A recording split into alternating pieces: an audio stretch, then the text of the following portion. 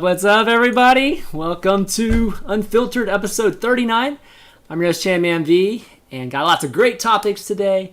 Going to be talking a little bit about IEM Sao Paulo that happened this past weekend. Going to talk about a new NA-only event, the Lionsgate MLG collaboration that they're doing there with Ender's Game.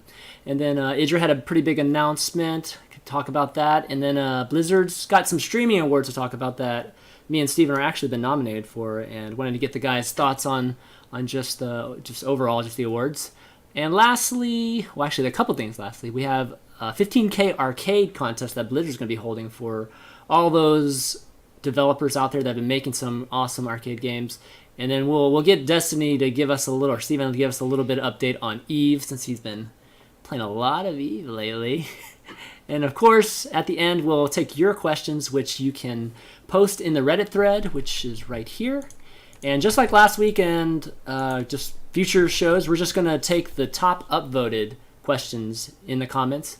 So be sure to post your comments as well as upvote the ones that you want us to ask at the end of the show. But at this time, I want to introduce my co-host each and every week, Steven, Destiny. What's going on, buddy? Uh-oh, I can't hear you. Hold on a second. I see you mouthing something, but... You had one job, Chris. Oh, actually, I can hear you guys. I can't hear Steven, though. Hey, I'm sorry. Paul was fucking my mic up. Yeah, okay, whatever. Hey, what's up, buddy? What? What? See, it's not my fault, man. It's not my fault. But I want to welcome our two guests. People were asking when I was going to press the Brit button today, and I kind of pressed it pre-show. Maybe like 2 days before the show this week. So I want to welcome Mr. ReDeYe to the show. He hasn't been on in a while, but he's always a good friend. What's up, Paul? Well, good. Thank you for having me again. How you doing? Of course. Good. And, of course, Richard. You guys know him, love him, all that good stuff on Unfiltered. What's up, Richard? Yeah, what's up? It's good to be back. First show of 2014. See, everybody was confused about your statement on the end of the year Unfiltered. Everybody's like, man, I just lied. I just was having a breakdown.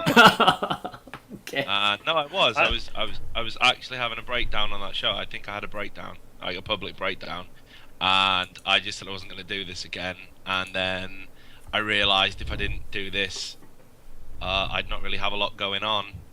So, here I am. Well, you told me that it was like, you said it was going to be the last show of 2013, so I thought I just misheard the whole thing, and I was like a little embarrassed that, oh shit, he was just had a joke the whole time, and I took it seriously and shit. But okay. Having a meltdown. It's all good. You would know I've checked myself into therapy, esports therapy, and I'm going to be normal for a bit, so. Well, you know I wouldn't let you not be on my shows for this year anyways, but... And I'm always grateful for you having me, Chris. Of course. All right, let's kick things off. Let's talk about IEM Sao Paulo. We've got the man, the host, of course, who worked the event here, ReDeYe, and definitely always a lot of fun, this event that's always in Brazil each and every year. And for those of you that watched it, a lot of good games too. I think, CJ Entis Hero ended up winning the whole thing, but I really was entertained by TLO's run through it, particularly that Bomber series he had. But overall, Paul, how did the event go? It was pretty good. It was pretty. I think the guys are pretty schooled in how to do it now in Sao Paulo. I think that's 3 years in a row. So, unlike the first year where it was a little bit tricky, and even last year there were times when we were like, "Ooh, this is a bit hard." Yeah. It was pretty smooth this year. All the transportation stuff was fine. Pretty much everyone from Europe had direct flights, which made it a lot easier. So we all arrived pretty fresh. Had a day to adjust, which always helps. I can't really think of anything that went really majorly wrong. I think we had some power issues on day one. It was bizarre. Like on the Monday when we tested, everything was fine, and we tested for hours, and everything was absolutely fine. And then we went live, and within 10 minutes of going live, the power rack leading to the stream literally died, which we got back pretty quickly. And then the board, the power to the audio board died, which meant that we had no audio. So it was like, oh my god.